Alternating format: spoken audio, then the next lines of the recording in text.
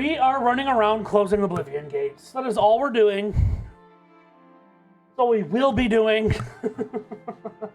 It's 6 o'clock. I got on way too late. I have a thing in my Twitch notification.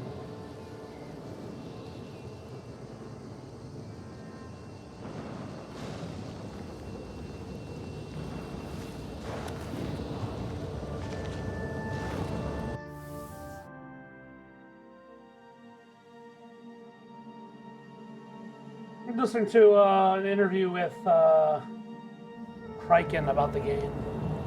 And he was saying that he's playing like an unarmed only Khajiit character.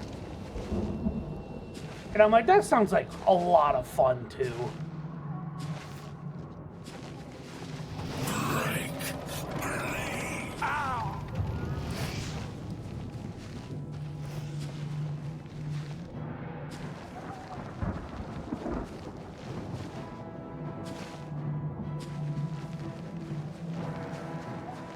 And if you're wondering why I'm sprinting around the enemies, not kind of caring, it's because we have to do like 6 more of these fucking things before we can move on with the main story.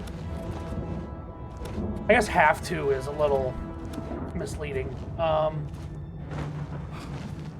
If we want the other civilizations to help Bruna or whatever, we need to.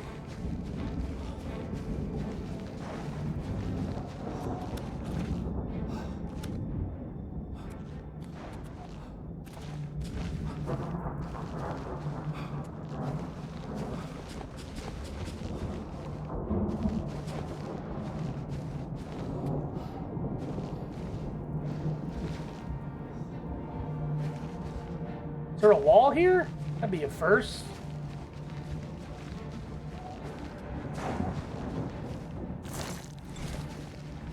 Please let it have the beam in the middle.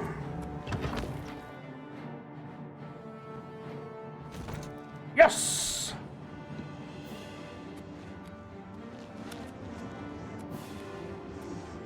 Please let this be a normal field trip.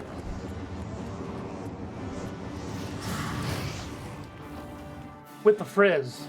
No way.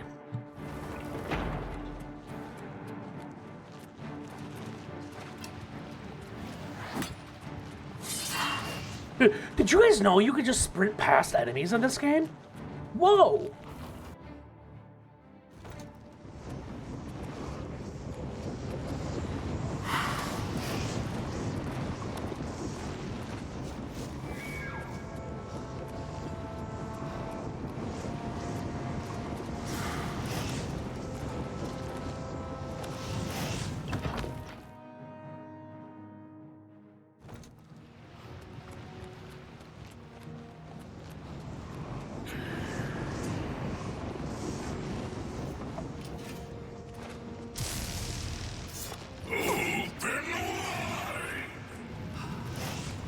I don't wanna.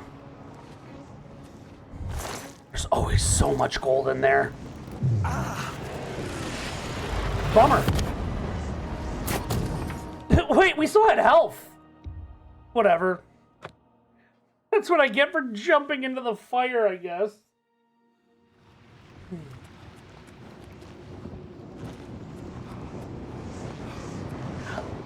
Did you guys know you could close an Oblivion gate without ever actually killing anybody?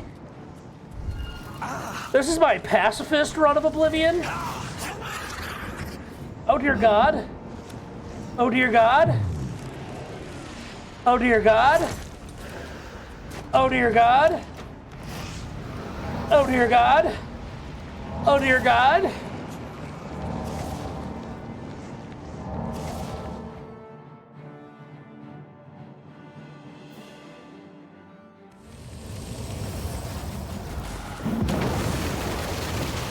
Oh, Countess. Where? Where?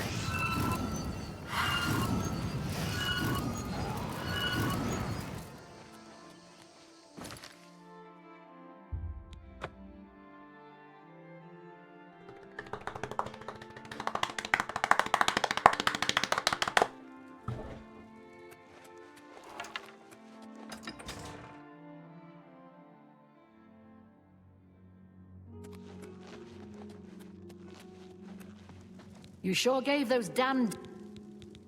I've heard that you've closed the Oblivion, with Anvil safe for the moment. Don't worry. Be seeing you. Be seeing ya!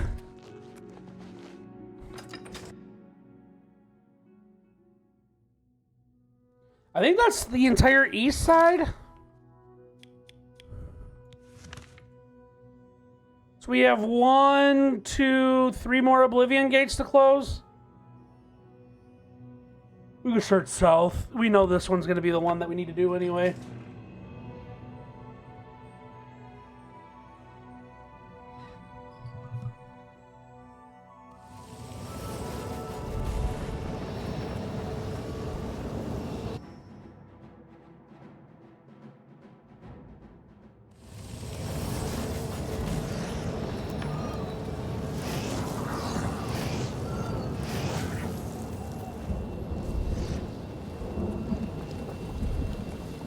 I was gonna say, here comes the problem. I genuinely don't know how to cross this lava thing. There's a door right here.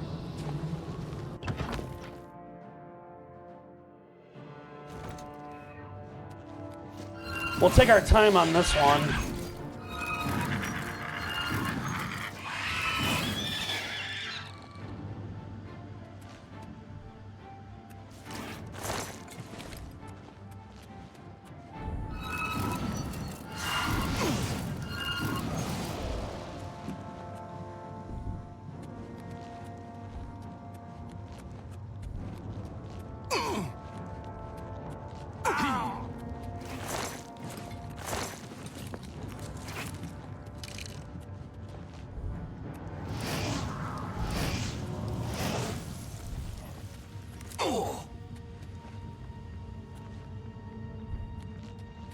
Is this where I came in?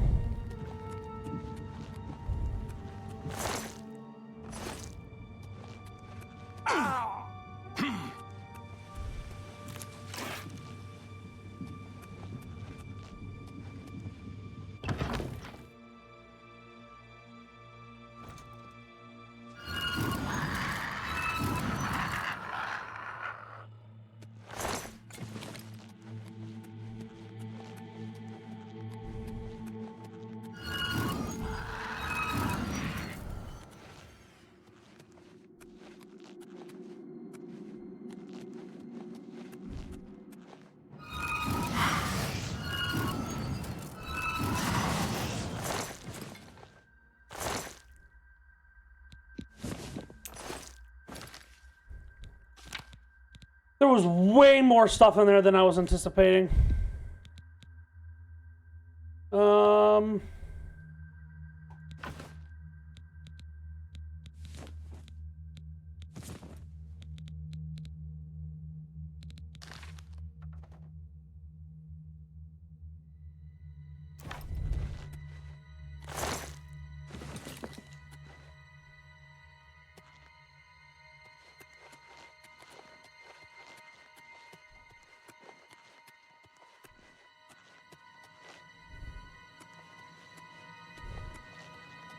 Am I missing something again?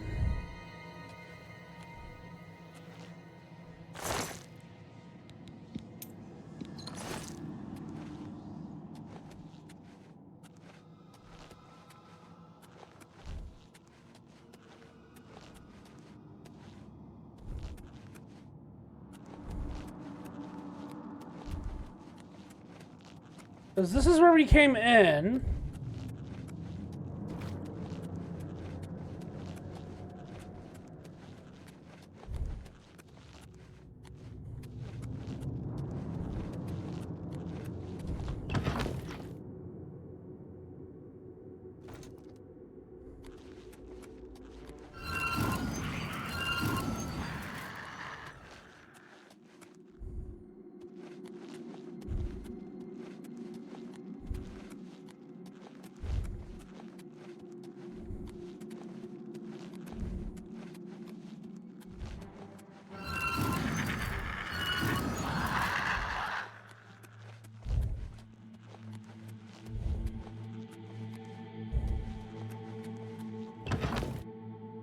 Oh my god, I'm tired of these caves. They all look the same and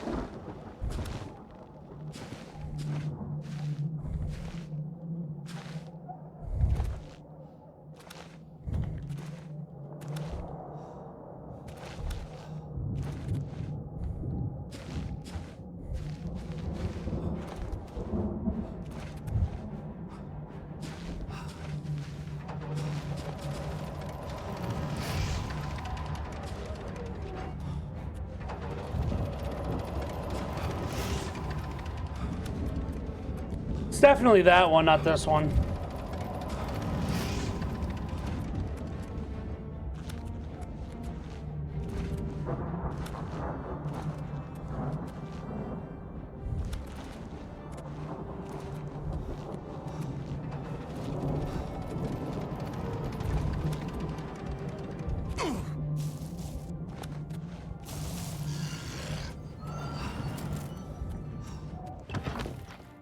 Okay.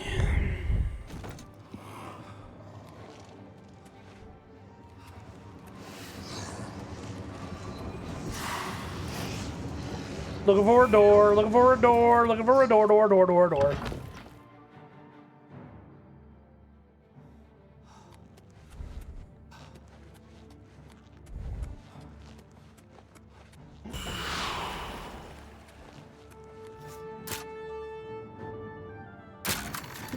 I was like, get ready to fucking smash that button.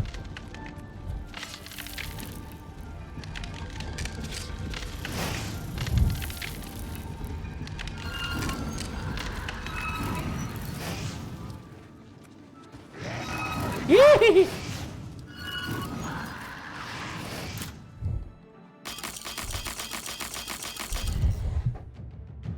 Cool.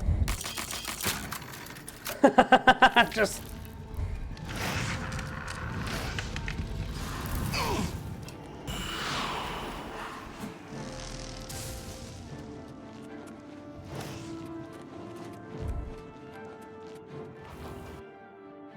Let's say Lust Keep. Ooh. If only I had known.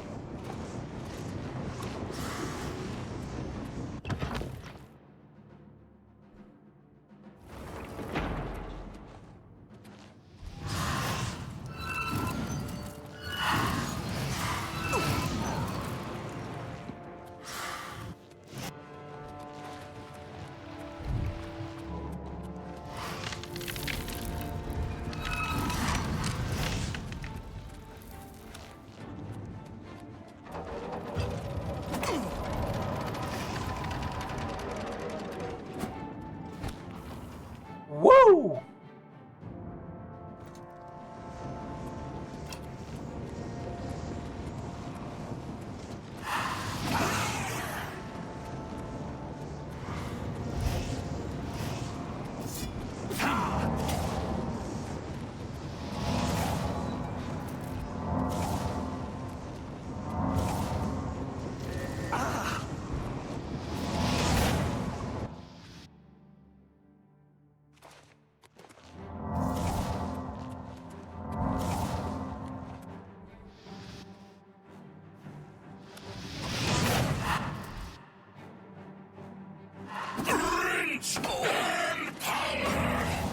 I'm suddenly over encumbered? What? What?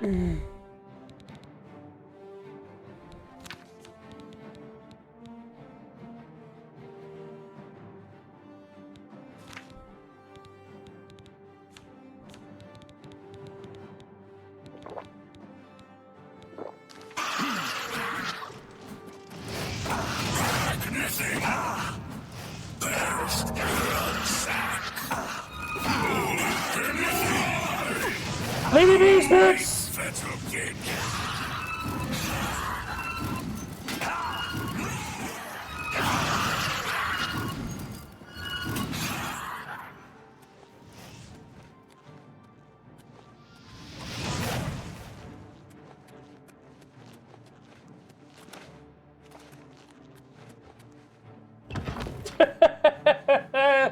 That went poorly.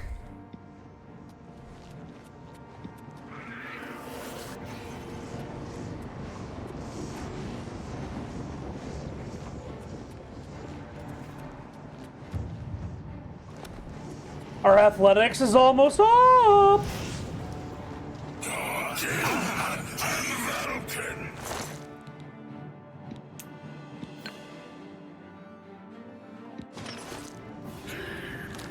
Fuck. How much are we over? A lot, but it's this guy's fault.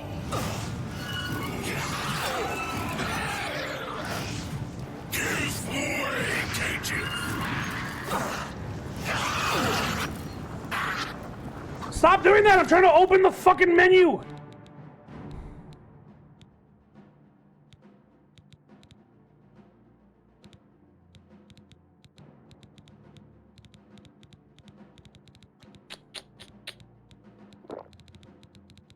No. Do I not have any, like...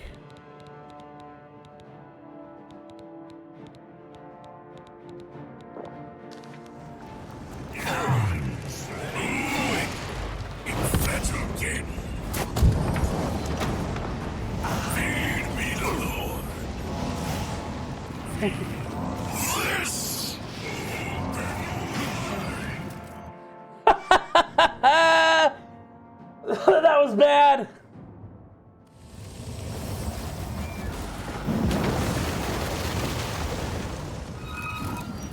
Get out here, nerd.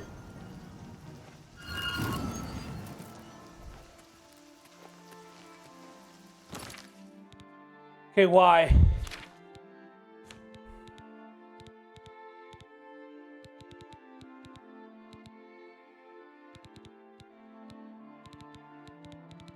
I should be fine.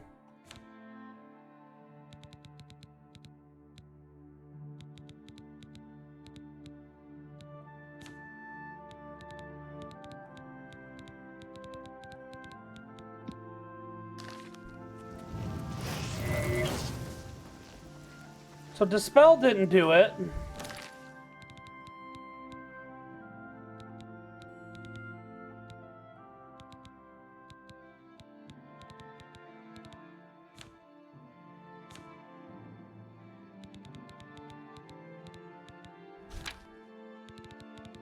Do I have another cure?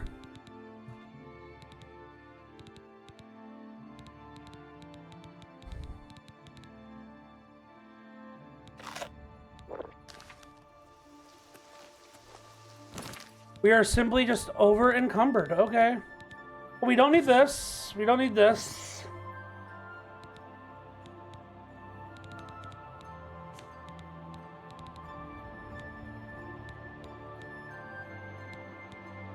I just want to sell those.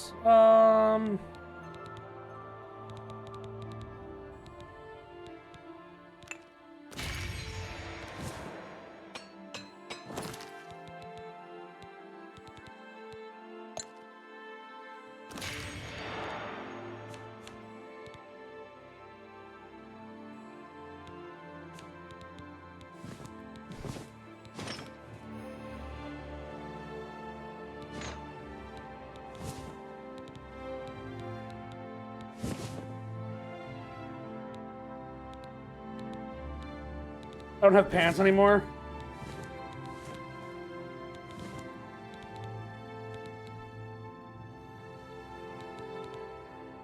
No, don't tell me I need to get rid of more.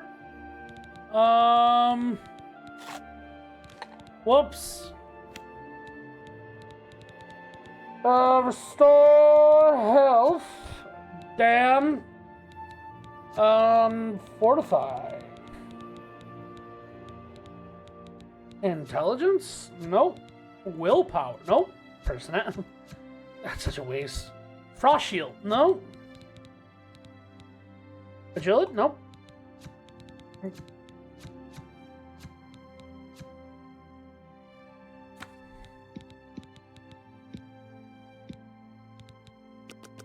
Oh, down here.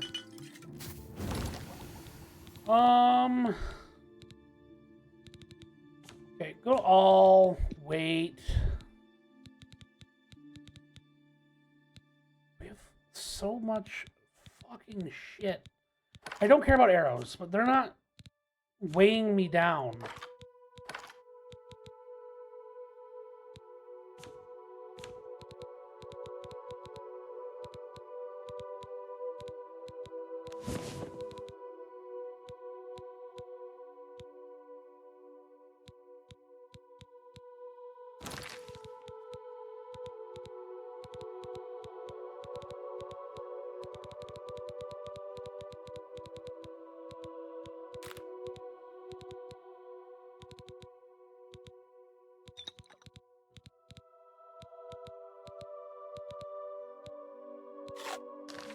We're still 8 fucking pounds.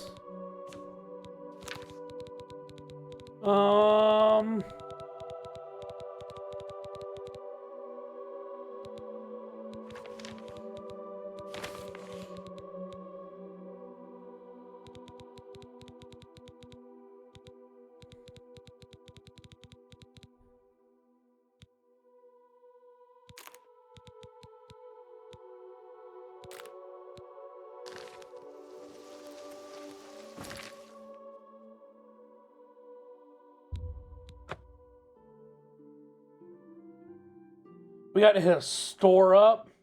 Maybe go back to Frostspire Peak or whatever, and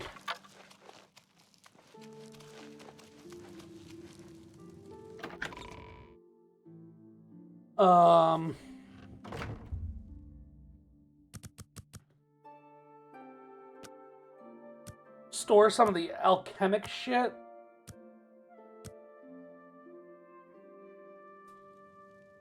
Oh, hello.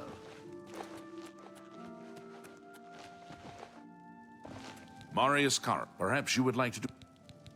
Well, with the Oblivion, I will do as you ask. Good day. My pleasure, really. My pleasure, really. Yeah. My pleasure, really.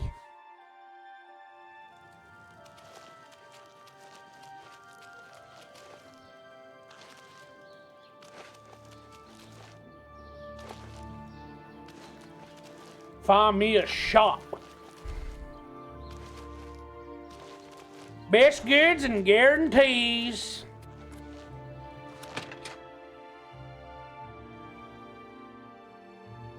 Somehow, I doubt it. If it isn't the toast of Leowin, how can... Only quality goods for sale here. What can I interest you in? Okay. I kind of want to keep the Mage Killer Greaves. I'm not gonna lie to you.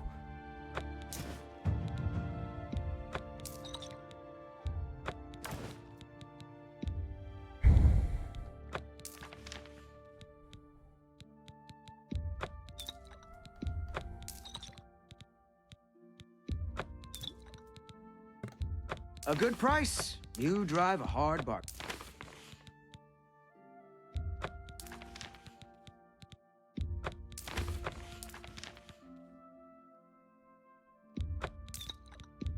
You drive a fine... A good price. You got a great deal there.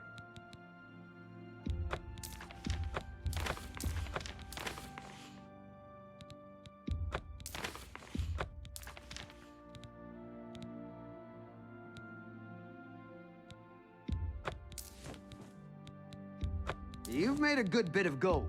You got a great deal there. That seems a fair price. That seems a fair price.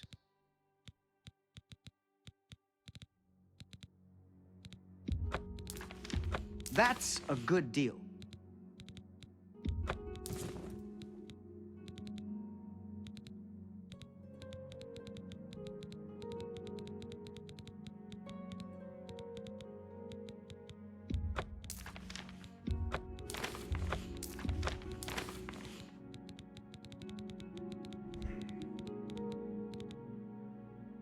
Now, sir, what do you have that I might like? I am a bit of a fashionista, guys. Just saying. A pleasure to serve you. Take care. Good day. Take care. We'll sleep real quick at the Mage Guild and level up.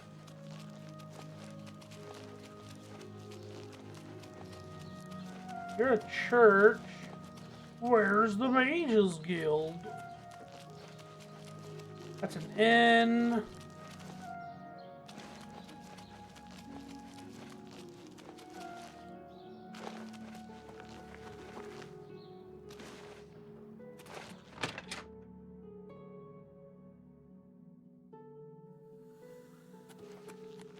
Good afternoon. Didn't ask.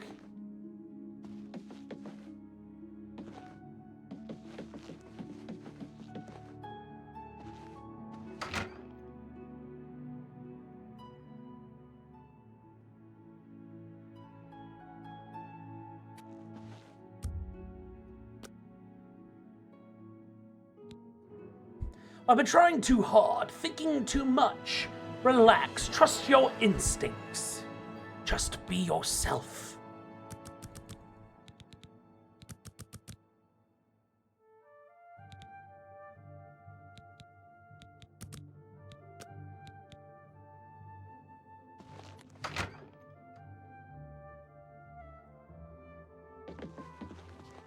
Well met, guildmate. Hello. Have you ever You spoken to look Margaret? like a bright. I should look and see what I'm actually at, carry weight wise now. 315? I can live with that.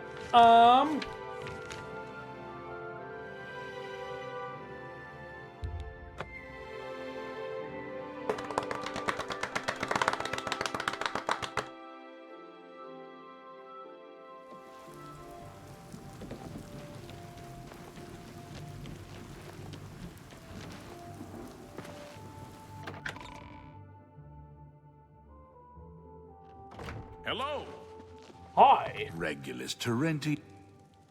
I wish I could help, but with an Oblivion, be seeing you. What? Great. Another Oblivion gate I need to take down? Since when?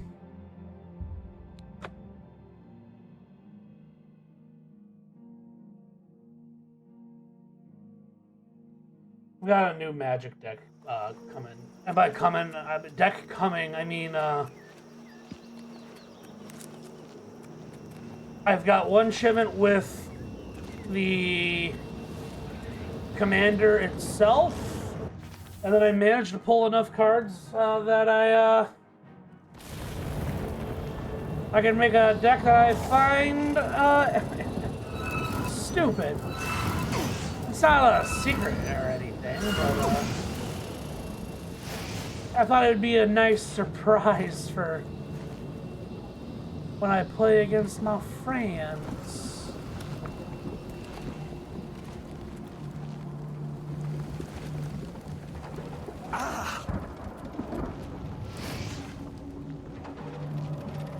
There's the windup and the pitch. Woo!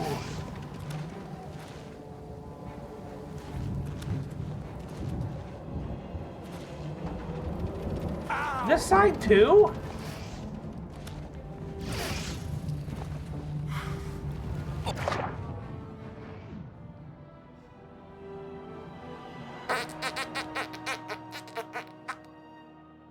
Alright, we'll have to take our time on this one. That's fine.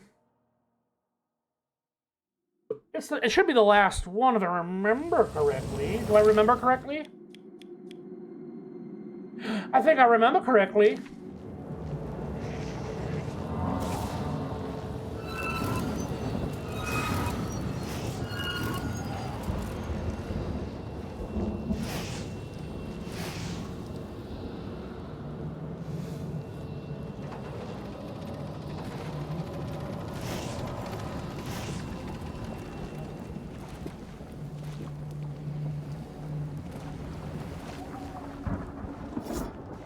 Well, I'll be damned.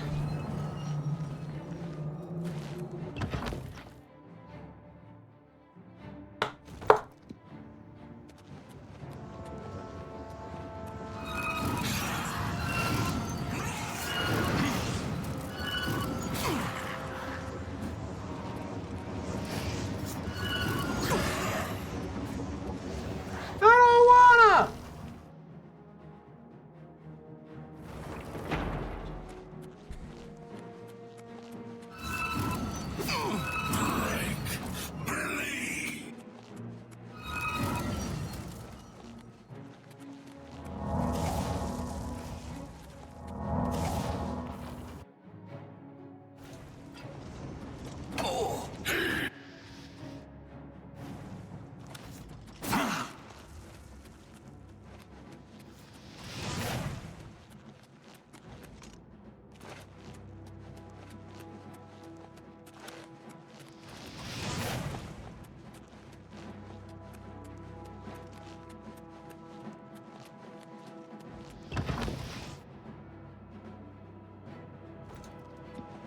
God damn, this was a quick one.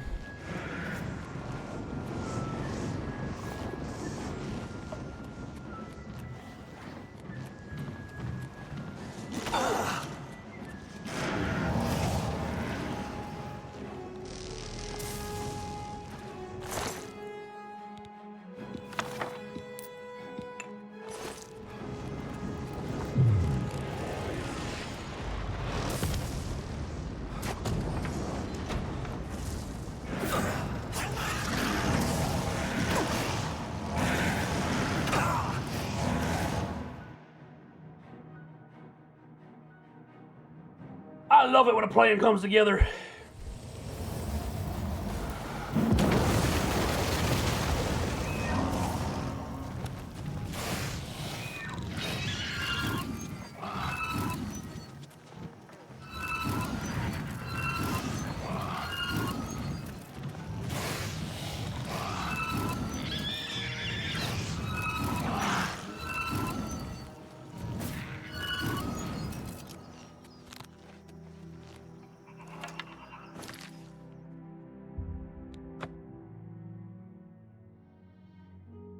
Alright, that should be the last, like, I'm not gonna say it's the last Oblivion gate, because I don't know, but that's the last one for this quest. Yes. Yeah.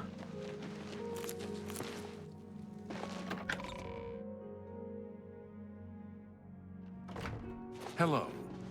Well met. Where is your king?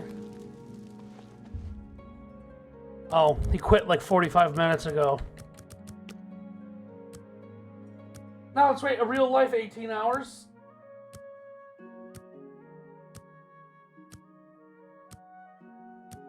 Where have you been?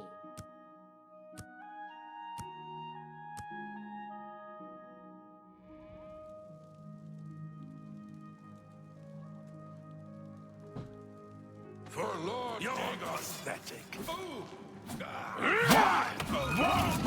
It's all over, lawbreaker. You're...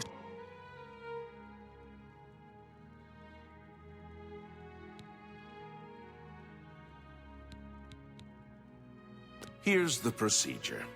We go to the castle first. I hate this game. I didn't do anything wrong. I hit you with Greetings, one Chief. spell because It you was jumped you in that front of me closed when I was that trying to help.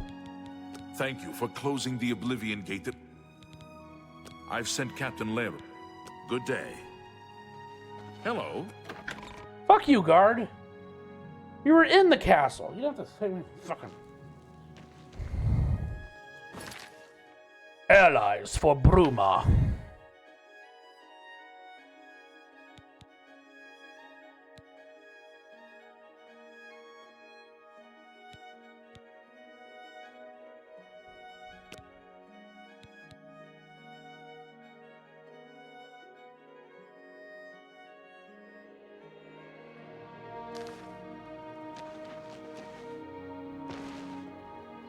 Yeah, where am I going?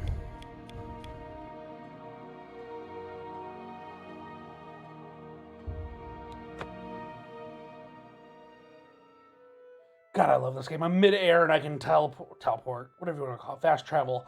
Skyrim was like, you can't do that while mid-air. Are you fucking high? You'll break everything!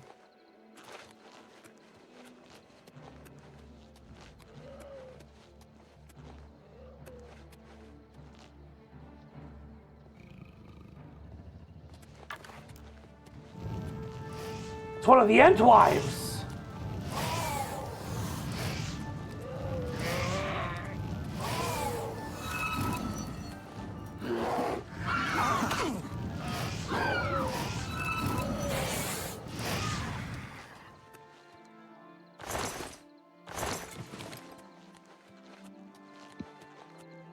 I stand by that joke.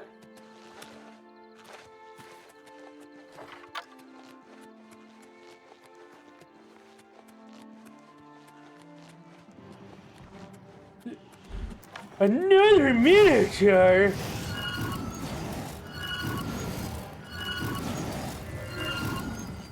Your horns are too heavy, man.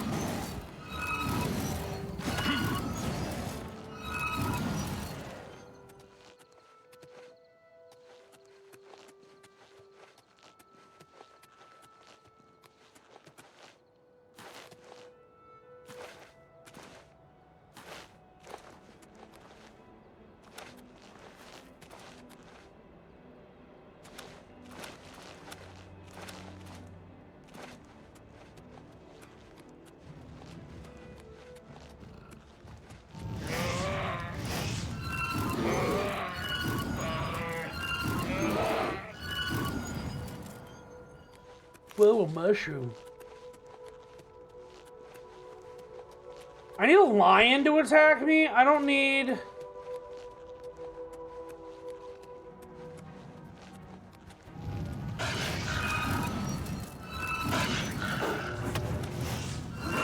Speak of the devil!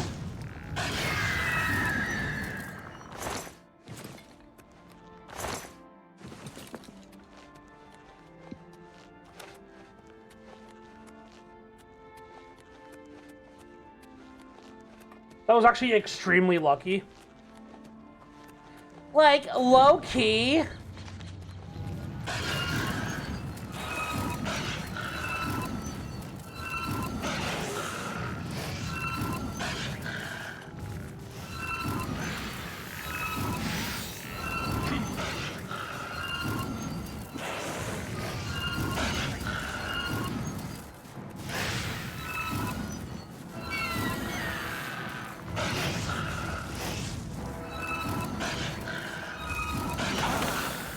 I got clubbed. That was not fun. What are ghosts bad with?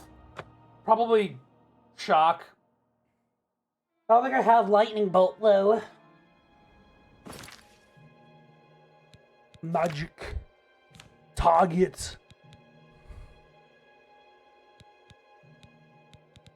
Yeah.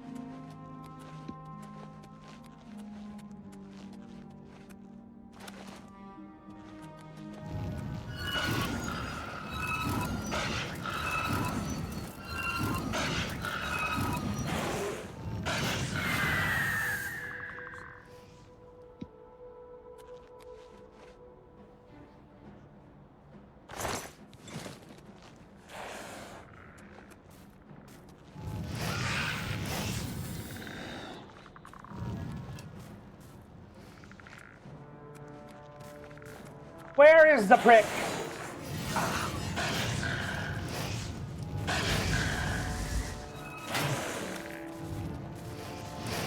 You dare silence me, the greatest sorcerer to ever live?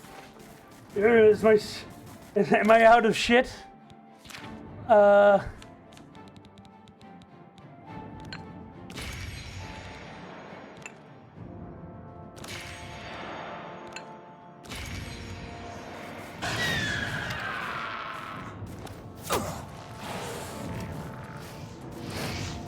Where's this other one at?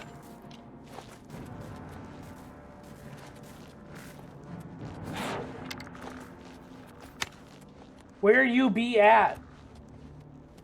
Seemingly not up here.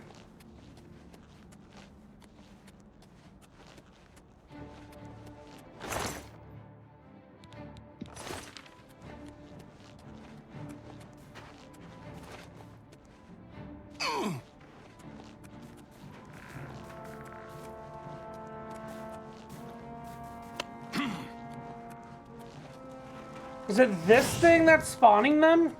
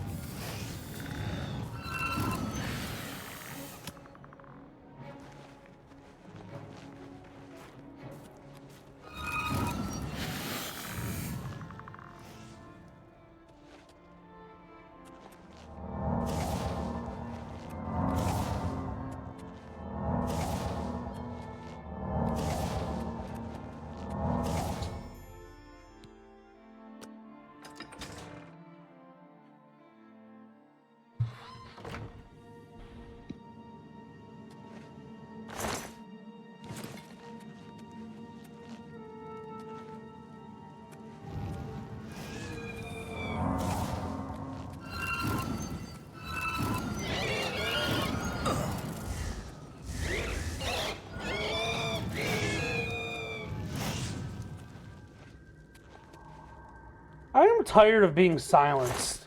I will not be silenced.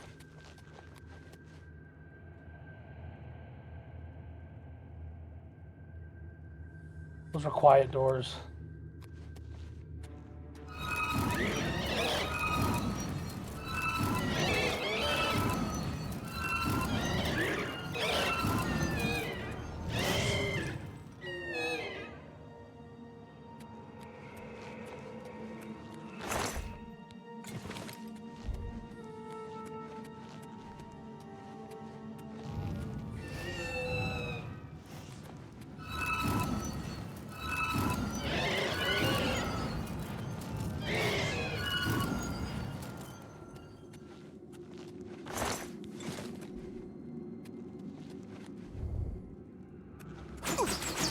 God fucking damn it, man.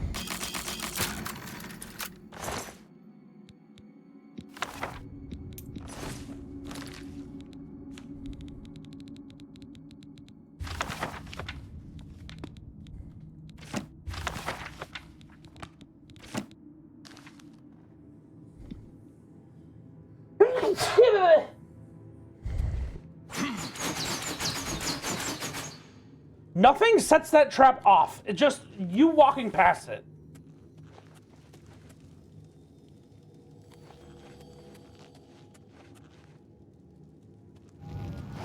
Kick Emperor Tyrannus, nerd.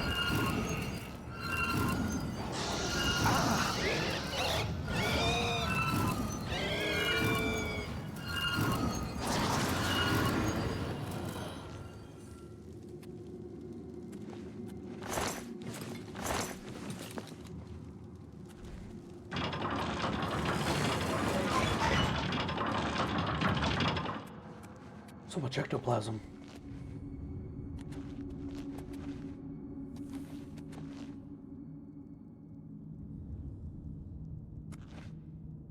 I hate that only one opens.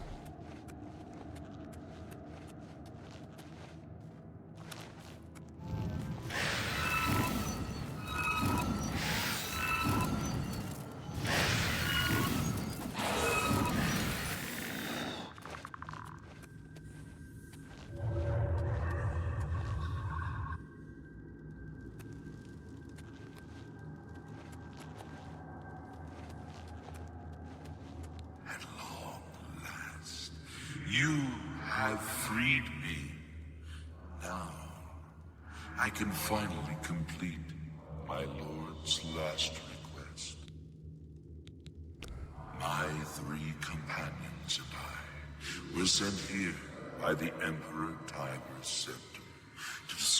We did not know that the Underking, who was here in Arctis, the Underking defeated. I was realist. No. Over the uncounted years of our slavery, I go now to complete. In other words, he's gonna lead us right there.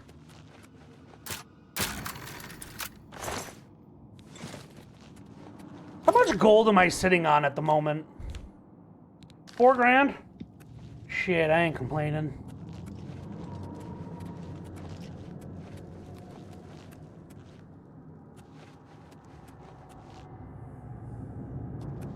I'll be interested what happens when our boy crosses this threshold.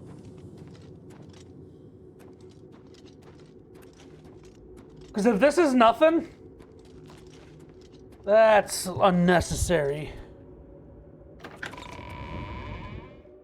That's unnecessary.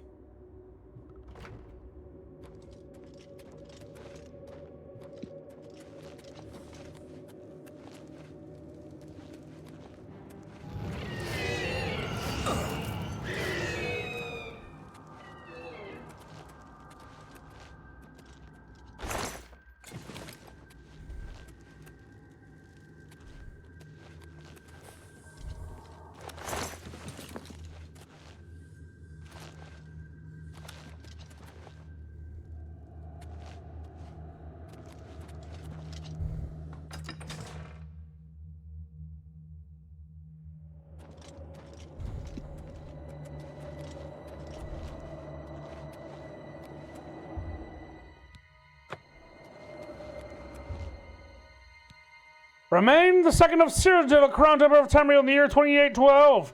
He fell in battle against the Dark Elves in the 57th year of his age, after a reign of 39 years and 8 months, wanting a day.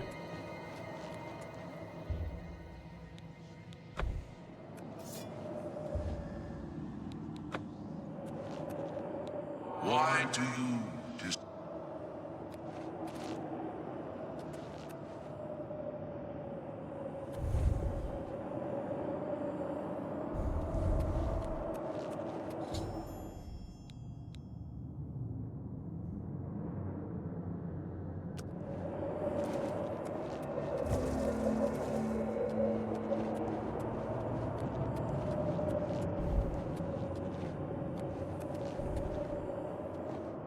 I'm gonna have to go get the other 2 fuckheads, aren't I?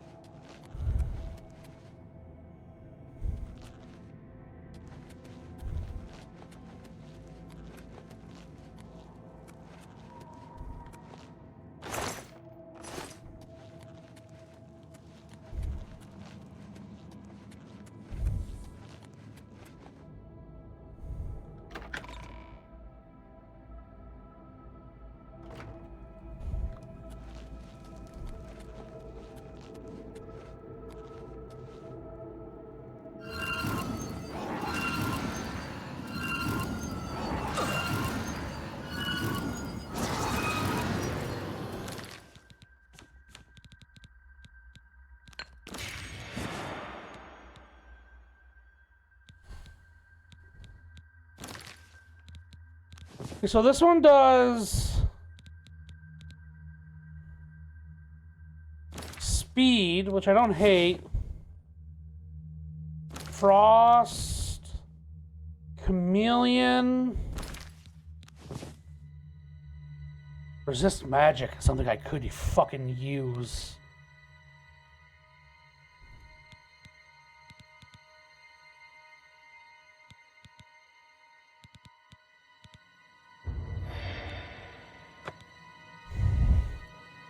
Shoes of fuck magic.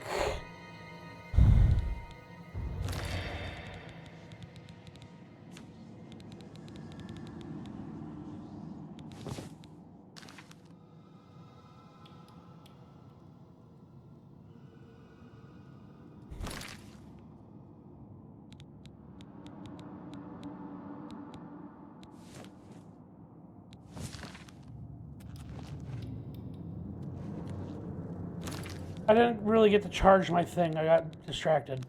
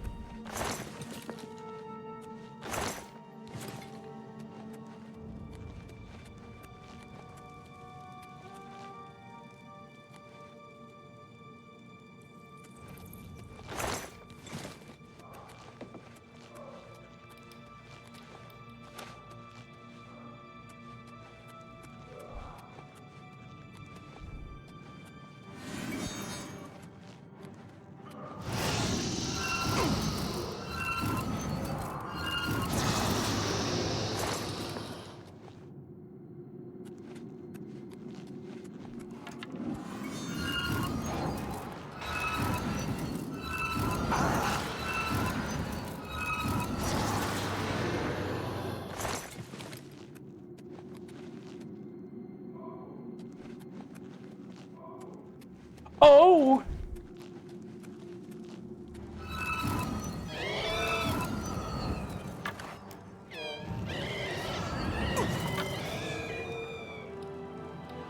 Looks like this ended in a draw.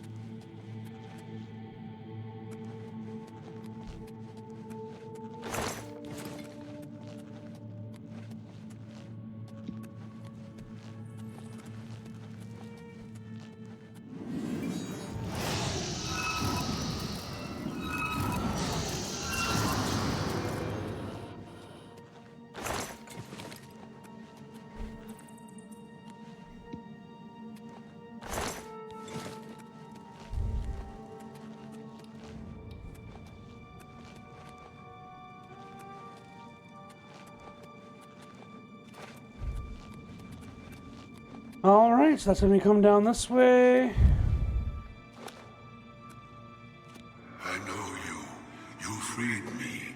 Free my brothers.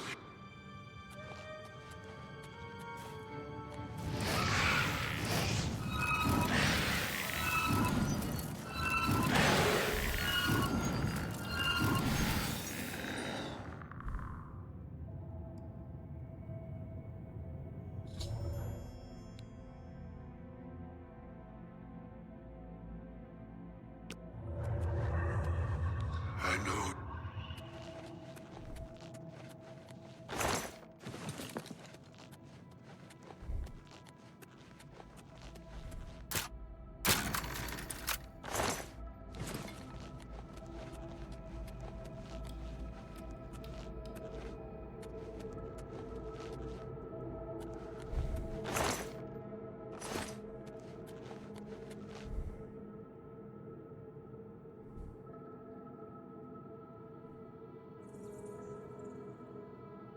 It's probably worth so much. How much weight do we have?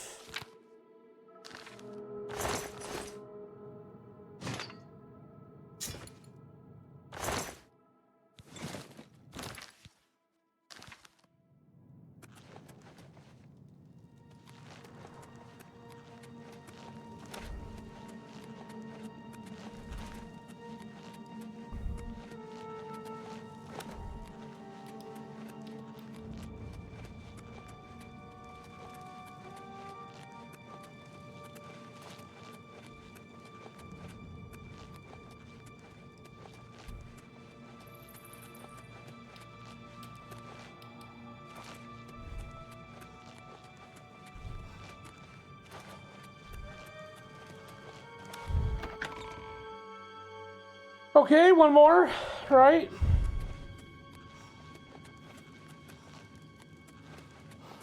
That's where we came down in originally, so this would be the last one.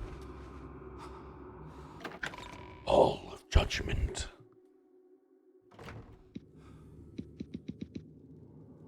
You can't save right now, I can.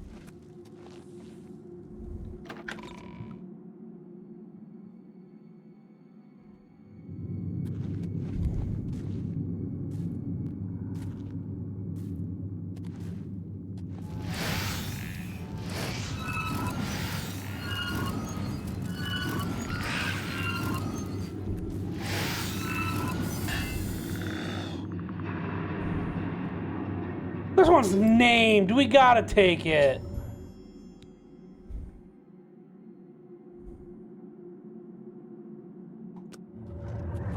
Stand aside in the name of Tiber Septim and the Blades.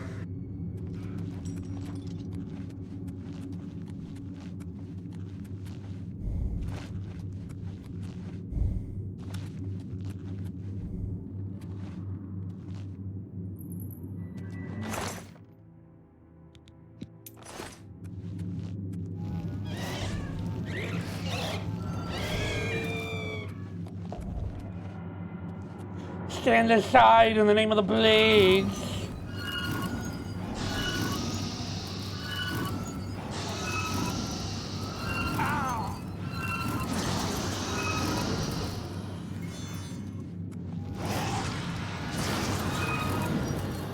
What doesn't kill you makes you stronger. Stand a little taller.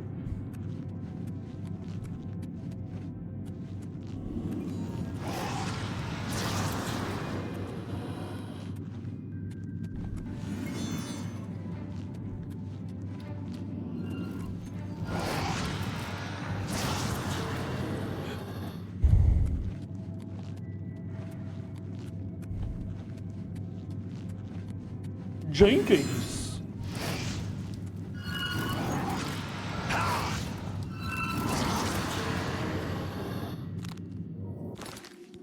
Your enchanted item's gonna die.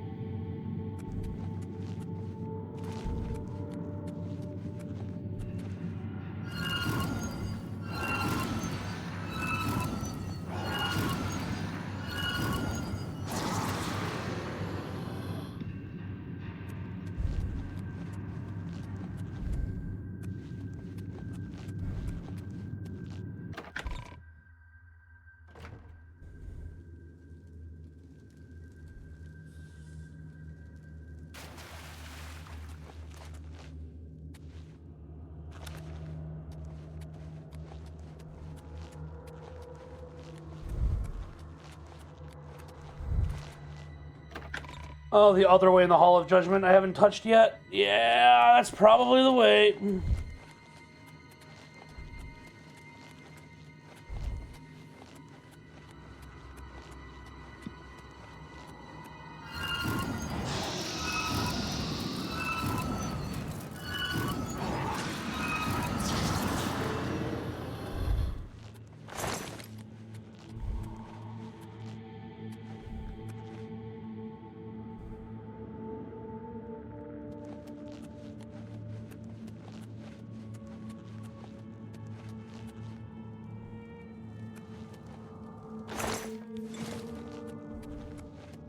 I'll take it.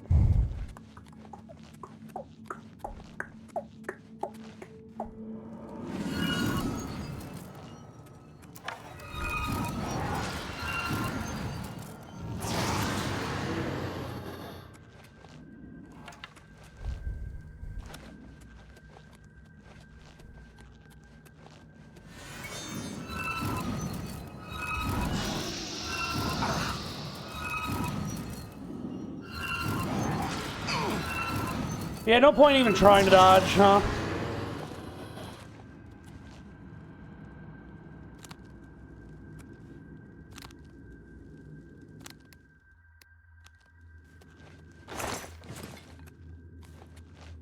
I just want you all to know, what you just witnessed was me trying to reload.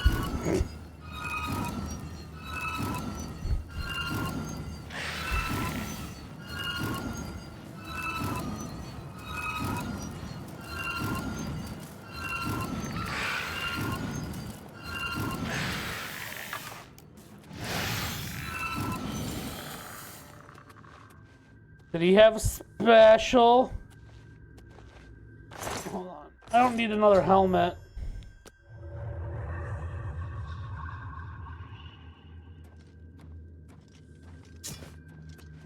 Fuck. Okay. This one, disintegrate armor on strike is massive. We don't need just a normal one. For the record, we're not using them anyway.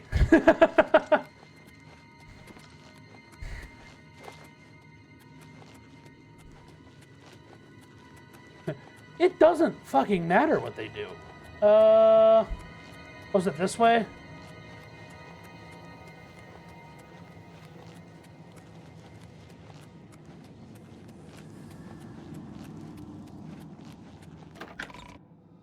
Alright, let's get in the... Is this Tiber Septim's tomb? Is that what we're doing? I can't follow anymore. What doesn't kill you makes you stronger. Stand a little taller. Go on. Go on. Do the thing. Where's the fourth guy?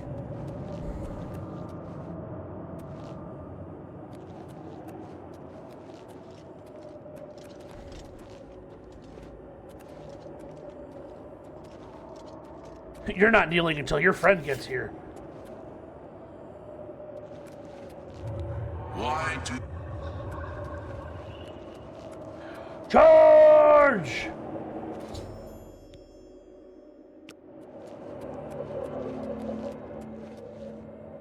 The Arbor of Tiber Septim.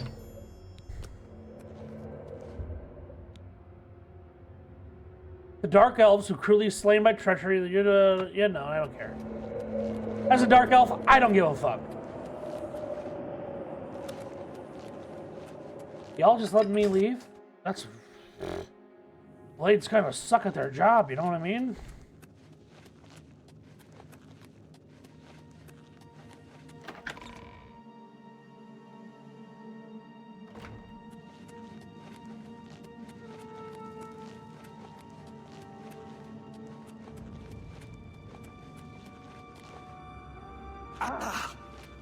I've had this, like, chameleon ring since the start of the game. I forgot what I look like, except for this image right here.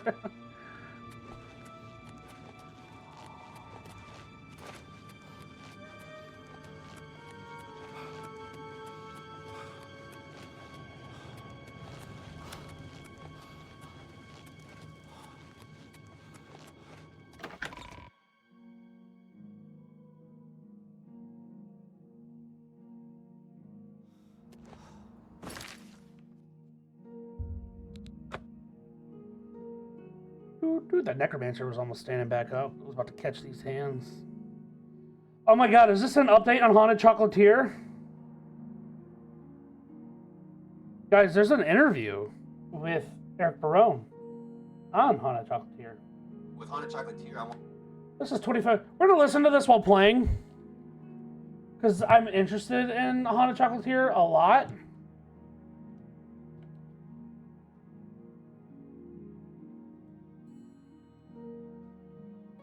With Haunted Chocolatier, I wanted to explore like the more, it's like, what next, you know? It's like we have our basic needs met with Stardew Valley. Well, now let's take it beyond into the realm of the ethereal and the creative. Well, what if you like do intuitive chocolate making? You know, what if it's not such a mechanical process and it's a more creative, like you have to let go, just accept that there's a This mystery. is all coming up stuff. Responsible for what is arguably the most loved life/farm sims of all time, Stardew Valley. Progress on the We had a Mysterium chance to catch up Zarks with is Baroni slow. at GDC with an interview and ended up having an amazing conversation about all things Stardew Valley, the much anticipated Haunted Chocolatier, and what life and progress looks like as a solo developer. While you were gone, We discussed I've made the some love progress. of You Krobus may the have Shadow run across Monster, lesser the working disdain for stones. Pierre They're on fairly the common in internet, alien the ruins. idea of But they intuitive have been chocolate plundered making one in by Haunted one over. There is Chocolatier, only and one, much, a place where much more. There are timestamps in the description if you want to head to something specific, but other than that, let's just jump in, and I hope you enjoy this conversation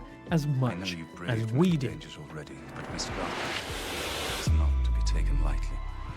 How has your relationship with Stardew changed over the years? You know, when I first started, it was kind of just a pipe dream project. Something, I didn't have huge ambitious ideas for it. I was like, I'm just going to make a little game. It's based on a kind of a game that I loved as a kid, Harvest Moon. I just want to, you know, create my own world that's similar to that. And, you know, at first it's very fun when you first start working on a new game. It's all fresh. You're seeing things come together really quick. Then you enter the kind of like grind of adding in all the content and polishing everything, and it can get a little bit not as fun when you're doing that. But it's like, you know, I started off kind of having no ambitions. My ambitions for the games like kind of grew over time as my skills improved, as the game started to come together, and I started to feel like, you know, maybe this could actually be something. I still didn't think it was going to be super popular. I thought it would be maybe a niche game for Harvest Moon lovers. And I even thought a lot of them would probably hate it because they'd be like, this isn't as good as my favorite Harvest Moon game, you know? But so then that slowly like ramped up. The game came out. You know, okay, here's another thing. When I was making the game, there was many times where I thought this game's awful. Like, it's not fun. Like, is this even, no one's gonna like this, you know? But the truth is, I'm always very hard on myself. I'm like my own toughest critic. I salute. In a huge That's way. for everybody, though. But Have a it's look just around. that mindset, I think, You helps won't find me better prices always in all struggle to Tamriel. do better. I always need to make the game better. I always need to improve my skills. Then the game came out, and it was like, you know, it blew up pretty quickly. And that was definitely a strange time. It was kind of, it took me a while to get used to the fact that suddenly, you know, this game I made is actually popular. Like, people are playing it, people love it. It's Farewell. yeah, millions of people. Quickly, it was selling millions of copies, This is a grand and it had, you know, 98% positive on Steam and all this stuff. And I mean, it's just like, it was surreal. For a long time, it was completely surreal. But I didn't have too much time to think about it because I had to fix bugs. I had more content updates that I wanted to do. It's like, okay, I have this huge audience now. I need to keep it going. I can't just like, I'm not going to just, you know, go live in the Bahamas or something. Like, I have serious work to do now. At this point now, almost 10 years after release, it's definitely simmered down a bit. I've gotten used to this new reality. It's at the end of the day, I'm still the same guy that just kind of sits on the computer almost all the time working. That's just what I like to do. Are you easier on yourself now, or are you still your own harshest critic? Maybe a little bit, because I do think my skills have like genuinely improved with 10 years of experience. I mean, I guess it's 10 plus 4.5, so it's, you know, almost 15 years of experience as a game developer. I do feel like my skills have improved, and I try to be objective about that. But I'm never gonna think, you know, I'm great. I've done it. I've achieved it. This is the end point. You know, like, no. I'm always thinking like, I'm not that good, and I could be way better at literally every aspect of game development. My strategy is to have extreme criticism of yourself, but then also 110% faith in yourself at the same time. It's like, you know that you can improve, you know, and that's kind of the mindset that I had. It's like, okay, I'm objectively not very good right now, but I know if I practice, if I put 1,000 hours in, I'm going to get better. And then I just, you know, and that's still, I think, where I'm at. That's just my mindset. What's your process for teaching yourself new things? I mean, really, mostly what I do is just practice. It's really just, I think, doing pixel art, like countless hours. Like, I've just learned things on my own. There was one time where I briefly looked at a little bit of pixel art theory, which was helpful. I learned a few things about, you know, anti-aliasing and dithering and banding, these like certain pixel art concepts. That's the only time I ever looked up anything. After that, I just went back to my pixel art, and I've just been making stuff. And it's just, over time, you just get better. You start to develop a feel for it. And that's where you really know you've gotten pretty decent at something, is that you just have this like deep intuition. There's no thought about it, really. It's just like, I look at pixel art and I'm like, okay, I need to change this pixel and that pixel. I don't even know why exactly. It's just a feeling. Do you still go back to improve on areas in the game? Yeah, it's not necessarily something I intend to do, but it always inevitably happens. And Yeah, he's gonna work on Stardew forever. It's kind of a constant struggle. You know, it's like I'm working on the new game, Haunted Chocolatier. It's been a few years that I've been working on it now, and it's like I look at some of the stuff I did at the beginning, and I'm like, oh man, here we go again. I'm gonna have to redo all of this. And it's not like it's even bad. It's just like I just feel like it's okay. It's part of the problem of being like, especially a solo dev, is like it takes so long to make a game. I'm literally a different person in 4 years, so it's like my whole feelings about everything have changed. Like my aesthetic sensibilities have evolved. You know, like maybe when I started, I was in a jewel tones phase, and then it's like now I'm like in I don't know, like some totally different. You know, pastel colors or something. You know, it's like not that that's just an example, but yeah, it's just so it's hard to be coherent with yourself over this long period of time that it takes to make a game, you know? Is your approach more philosophical now after so much success? I mean, I would say that maybe, you know, my life situation has changed a bit. I don't think I'm like a luxury guy now. Like my lifestyle is unchanged from before Stardew Valley, for the most part. So I've always been like a kind of head in the clouds kind of guy. So I actually don't think that it's really like a new thing. It's really just Stardew Valley, even though while it is kind of a grounded game in a way, it is also very fantastical, and like there's a lot of weird stuff. There's talking raccoons, there's magic, you know, there's dwarves, there's all this stuff. So it's like, yeah, I'm not like, and just like, yeah, I've always been someone who like, I'm very much interested in the imagination and imaginary worlds and fantasy and that sort of thing. But yes, it is true that, you know, now that I don't have to work the theater job, the usher job, and my life is pretty free and open. I can kind of do whatever I want, whenever I want. It does allow more room for, like, thinking about stuff, I guess. Yeah, I guess so. But I try to always channel that into my work because I want to be productive. That's very important to me. Have you seen the Baldur's Gate 3 Stardew mod? I haven't tried it. I don't really try Stardew Valley mods, but I have seen like pictures of it, screenshots, and I read an article about it. But I think it's cool. I mean, I'm totally supportive of modding. And the recent Stardew Valley update 1.6 made it like so much easier to mod. Modders have like so much more power and control over any little thing, so I'm hoping that they utilize those features to make this. I think another thing about Stardew is it's so like just accessible in terms of, I mean, you play this game, it does look kind of amateur in a way, and so it feels like, you know, I could make a mod for this. This is like very simple, and it's true. It is pretty simple to mod, and it is like a, you know, it's not a super high advanced technology type of game. It is a pretty simple game at its core. So I think it's a great way for people to like get into modding. Why does everyone love Krobus the Shadow Monster? That's a good question, you know. I mean, he's just lovable. I don't know. I love him too. I think it's just maybe there's something about the fact that he's not like human, you know, like and he's just kind of like a, I don't know, he's just like a guy, you know. It's just like there's certain things where like when someone's a human, there's certain like, you know, baggage that comes with that, where we're like, oh, this reminds me of this person that I know, or that person. When someone's like a kind of a blob shadow monster guy with a really nice personality, he's friendly too. I think that's another thing people like. It's like he's a monster, but he's actually just like a nice little guy, you know, like he's a friendly guy. Why do so many people hate Pierre? I assumed people wouldn't like Pierre, but I didn't realize the extent to which they would hate Pierre. Yeah. And I think I kind of advocate for Pierre a little bit. I think he's not as bad as some people think. I mean, he does, after all, well, I don't want to spoil it, but he plays a crucial role in the community center path, you know, Oh, yeah. at the end of the game. Community Center or Jojo Mart?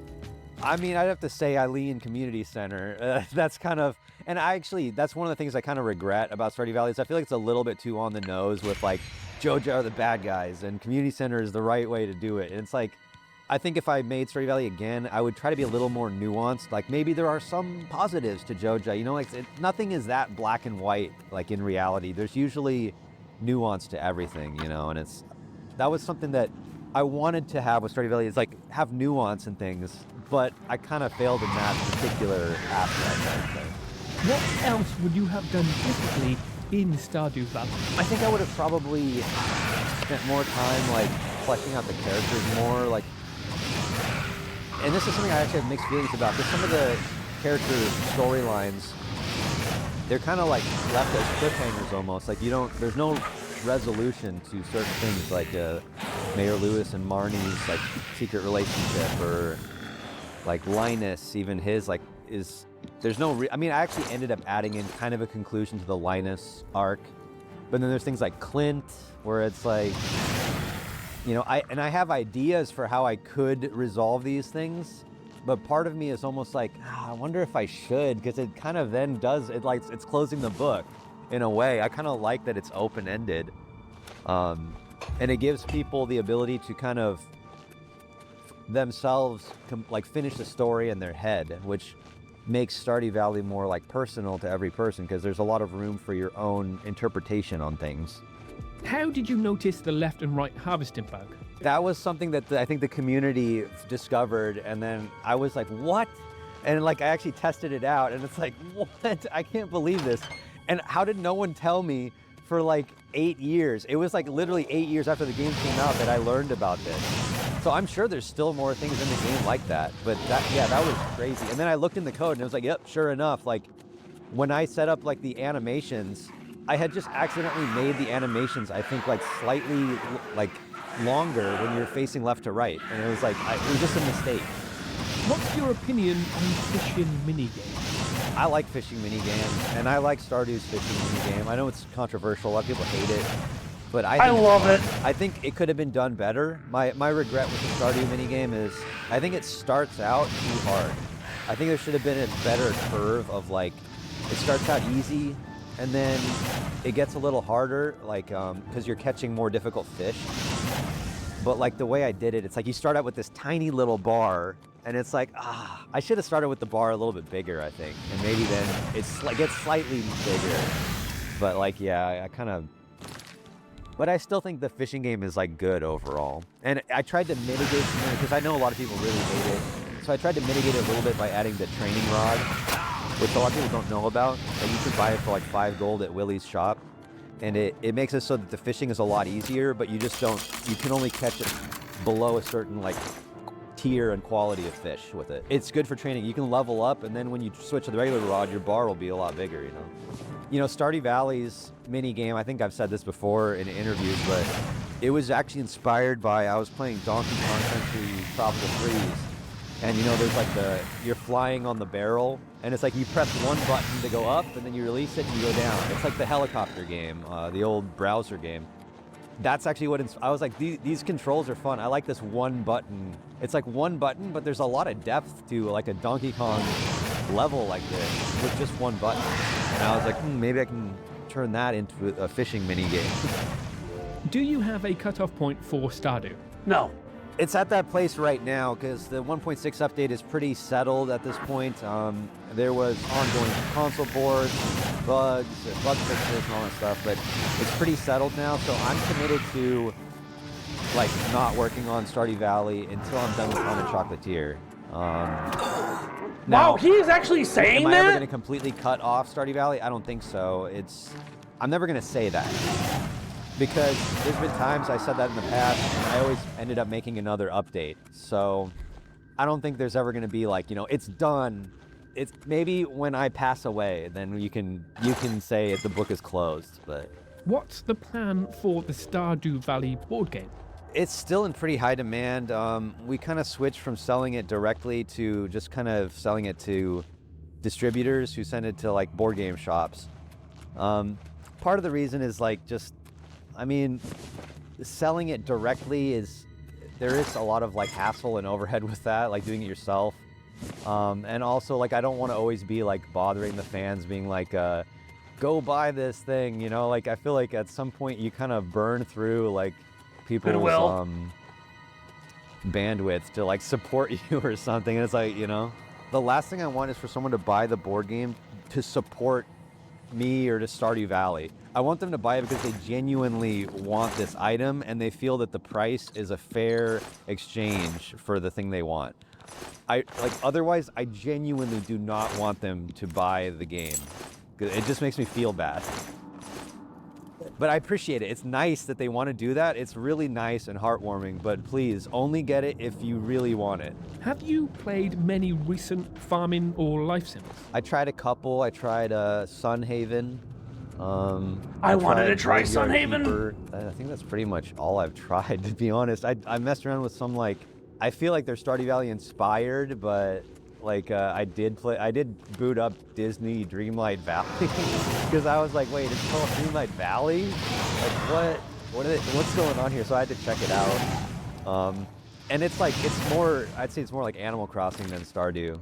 It's really great that Stardew, I mean, I can't take all the credit for this, but like that Stardew seems to have inspired like a lot more people to consider this kind of game, like a farming game, life sim kind of games, which, you know, I love those kind of games growing up. I mean, Harvest Moon was my favorite. I played Rune Factory. I played The Sims. I did play a little bit of Animal Crossing, but I was more into like Harvest Moon. That was my big one. But it's great to see like a resurgence of that kind of game and see that, you know, maybe Stardew inspired other developers to make games in this style. I think it's cool. What have you been playing lately? Well, this guy the interviewer sounds like Nate from PlayStation it's Access. A great game, you know. It's one of the original games, which I think is it's very deep, you know. I think it's a really good game in terms of game design. It is unfortunate that like AI has kind of like broken it in a way, but I was kind of depressed about that for a bit, but now I'm over it, and I feel like who cares? Like, I'm not interested in AI playing chess. I'm interested in humans playing chess. But I'm not like a huge chess guy. It's always something that I've wanted to be like decent at. So I've just been doing it lately. I've also been playing Warcraft 3, Reforged a little bit. I've actually been playing like custom maps, like with my friend. We play like random like custom games, which it feels very old school. Like that's what I did in high school a lot with like Warcraft 2 I played, and Age of Empires, like especially Age of Kings. I played a ton of Age of Kings as like when I was in high school. And I would just go to my friend's house, we'd have like LAN parties. Where are you at with Haunted Chocolatier? I'm still tweaking the vertical slice. There's still vertical slice work to be done. At the same time, I have been working on content, so it's a little bit of both.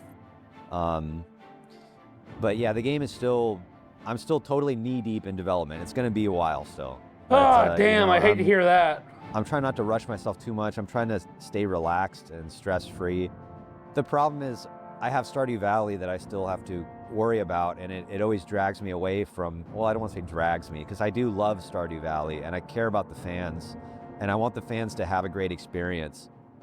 So I'm always concerned with Stardew Valley and making sure that it's doing well, and that pulls me away from working, like devoting all my time to Haunted Chocolatier. I think at some point I'm gonna have to completely cut off everything else. And like, honestly, I've thought about maybe I should just go into like a cabin in the woods and completely get off the internet and just say, okay, guys, I'll see you in 2 years. Like, you won't hear from me at all. And I'm God, gonna he finish thinks this it's game. 2 years out if Have he your does design that. interests changed during the development of Haunted Chocolatier? My feelings have, like, you know, evolved with the game over time. It's like, one thing lately that I've been kind of interested in is the intuition. And you might even almost say like a spiritual aspect, because I feel like intuition and like spirituality, they're like a different part. You have like the left brain, which is like the mechanical engineering thing, and then you have this kind of like intuitive, like psychic, paranormal side. And it's like, I feel like games are often very left brain focused. It's like, here's how, okay, here's your ingredients, now engineer the perfect chocolate. instead, I'm thinking like, well, what if you like do intuitive chocolate making? You know, what if it's not such a mechanical process and it's a more creative? Like you have to let go of your desire to engineer. That looks like a new staff. And maybe just accept that there's a mystery. Oh hot damn! And a whimsy, and maybe that's an important part of being human that maybe needs to be explored a little bit more, or that I don't even know if it needs to be. It's just something that I'm interested in doing right now. You're making the chocolate, and that's one step, but then it's like, okay, what am I going to do with this chocolate? And it's like you can just eat it plain, that's fine, but you might also want to make elaborate chocolate, or you might want to. In my game, you might make ghost chocolates. You know, you might make paranormal chocolates.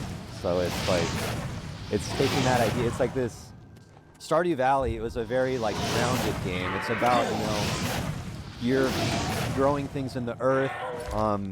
These are the basics, like the fundamentals of human sustenance and existence, which is very important and something that I do care about deeply.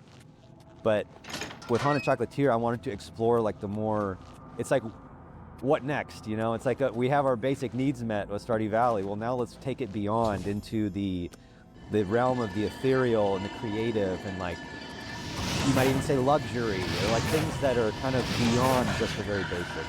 So yeah, I just think it's another realm of the human experience which I'm interested in exploring. What chocolate do you like? I tend to go dark chocolate. I mean, I'm not like a huge chocolate guy. I like chocolate. But it's I tend to go dark chocolate, yeah. And dark chocolate I think is healthy too, in moderation. So I worry about that with Haunted Chocolatier. I'm like, am I gonna like ruin the teeth of a whole generation with this? Like, I need to. So I'm trying to think about that. You know, I'm thinking about doing it so you can only eat like 2 chocolates per day. Like it fills up your stomach, and then have the system work around that. And you could build a toothbrushing mini game. Yeah, yeah. Maybe there needs to be a dentist in town or something. But like, yeah. And I want to have like healthy chocolates too, like superfood, ashwagandha, maca root chocolate. You know. This does disintegrate. What's been exciting and different while designing Haunted Chocolatier? Yeah. Well, I will just say generally that it is a life sim game. And it is similar to Stardew Valley in many ways, so I think people are correct in assuming that, and that's fine. It's the kind of game I want to make. It's what I like making. But I'm really interested with Haunted Chocolatier to really crank up the imagination and the creativity. I want to go all out with doing this kind of weird, interesting things. I love giving people memorable experiences.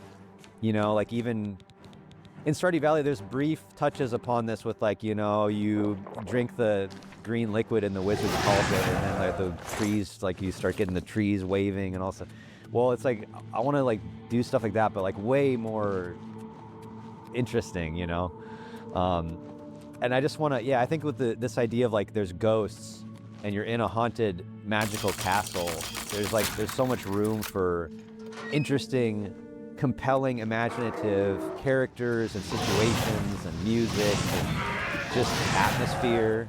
So I really want to create interesting, like mysterious atmospheres in this game. It's like Stardew Valley is very kind of like, I view it as like sunny and bright and lush, and Haunted Chocolatier is more dark and mysterious, not like evil dark, but just kind of like, you know, mysterious dark and a little bit paranormal, you know, things that you're not sure what this is all about, but it's exciting your imagination.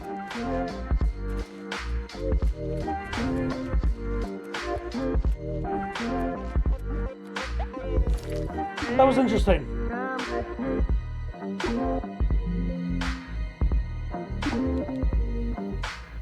It's kind of a shame to hear that he believes that if he were to lock himself into a cabin, it would still be 2 years before we hear anything about it.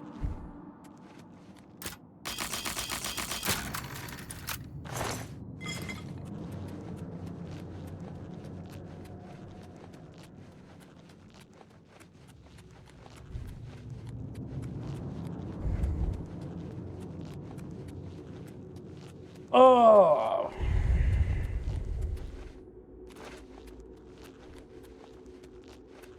Honestly, I'm craving that game so much. He just needs to put out like an early access.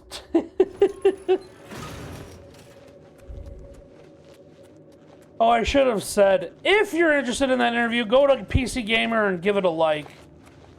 That was just a nice interview.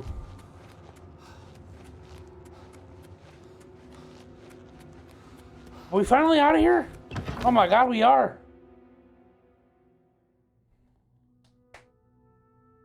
All right.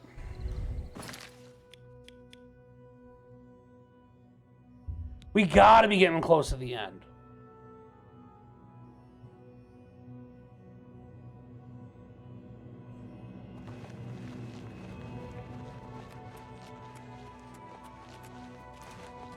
We just picked up the Greater Wakeland Stone or whatever.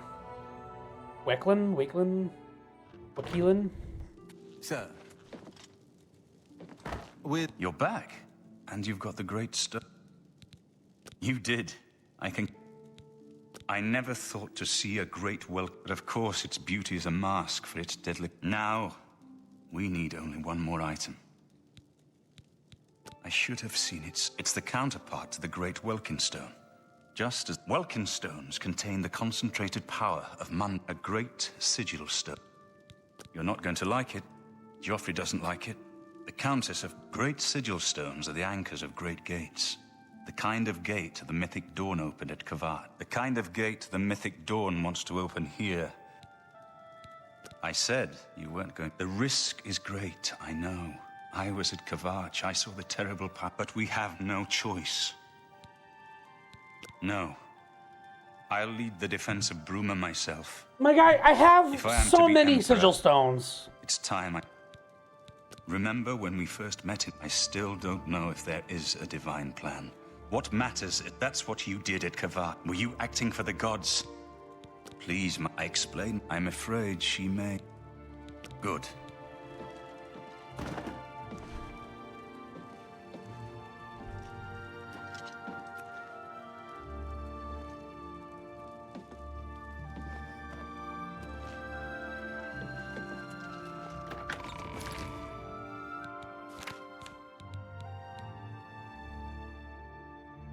We need a cure disease potion.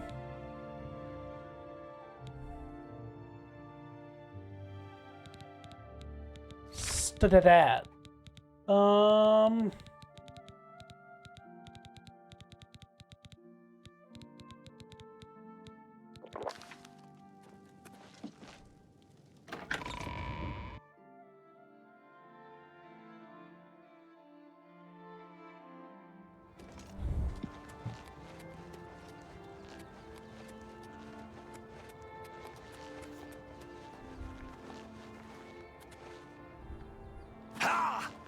It's a shame hosting isn't still a thing on Twitch.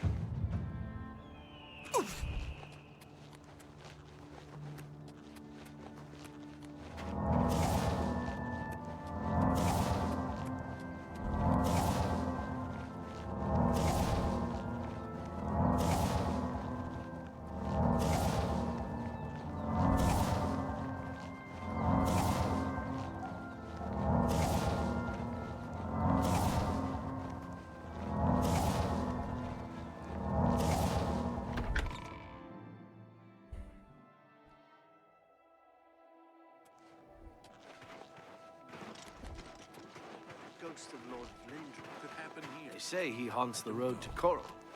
Not that I've ever seen him.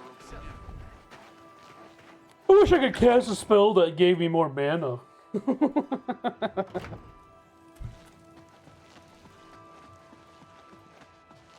Well, greetings. Some see only the. He served Emperor Uriel.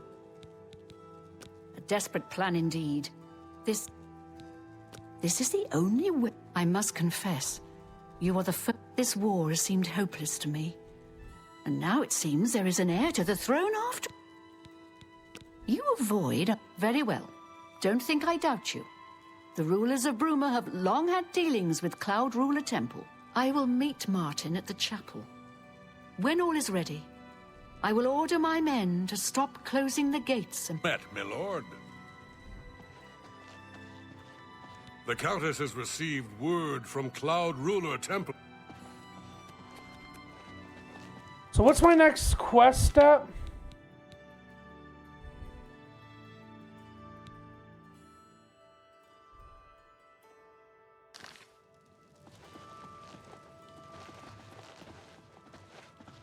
Come with me to the chapel. Going to the chapel.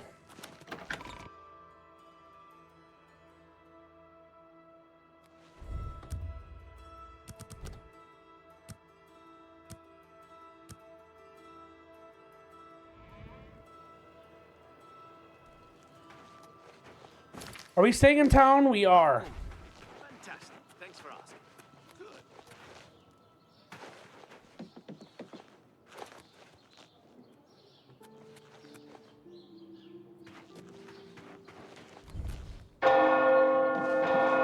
Jesus.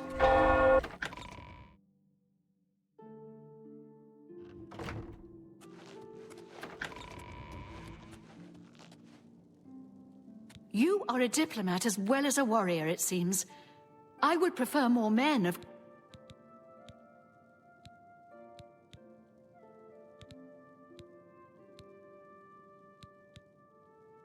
Thank you.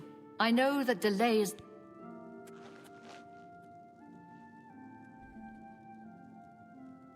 You are a dip... Thank... She's missing thighs, y'all. You are... Thank... When you're ready for battle, we must, according to the great, but it's up. Farewell, my friend. You are a diplomat. So be it. And Bird, deploy the troops for battle. As you command, Countess.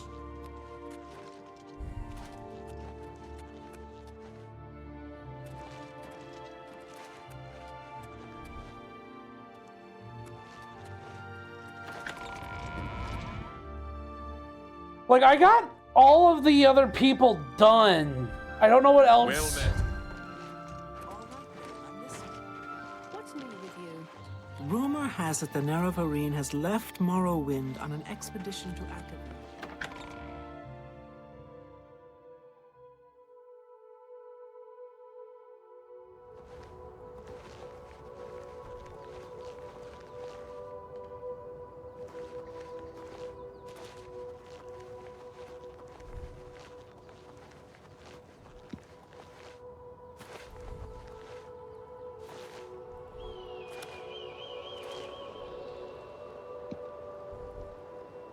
We're gonna leave off right here.